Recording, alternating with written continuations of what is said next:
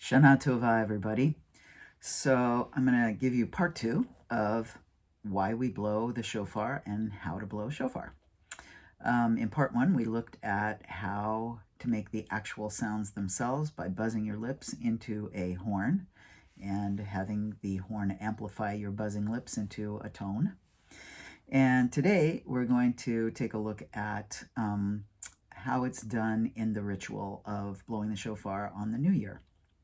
So there are 3 different ways that we blow the shofar. We do either a long tone, which is called the tekiah, and that just means like a long plain note. Bam!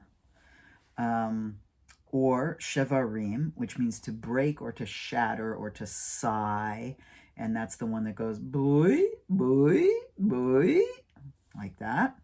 And then the third one is the teruah. And that word is really kind of interesting. It could come from 2 different roots. It could come from resh vav ayin, or it could come from taf resh ayin.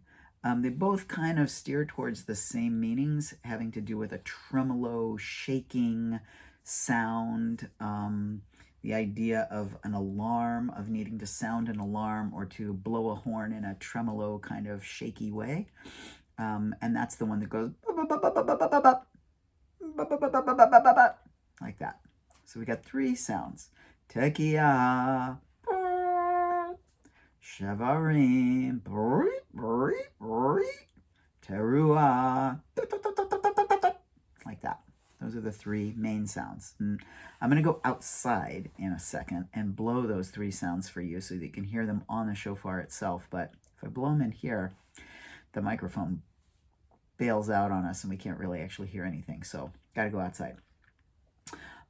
Part of the symbolism of these tones are many. There's many midrash, many stories or interpretations of what the sounds are about, having to do with alarm, like waking people up and calling people together, or weeping or sighing, sort of like dealing with the difficulties that being human inevitably arises in our spirit, the things that we didn't do right, the things that we actively did wrong, the parts of ourselves that are stuck, parts of ourselves that are asleep. These horn blasts represent waking those up, shaking them up, moving them forward, all of those kinds of things. And also our regret at what we haven't quite gotten right yet, giving us an opportunity to express or feel reflected the emotions of regret,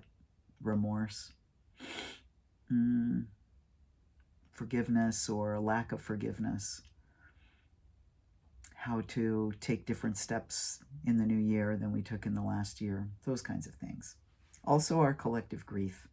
And I think this year, 2020, moving into 5781, the COVID year, or at least the first COVID year, God willing, the only COVID year, we've had a lot of grief.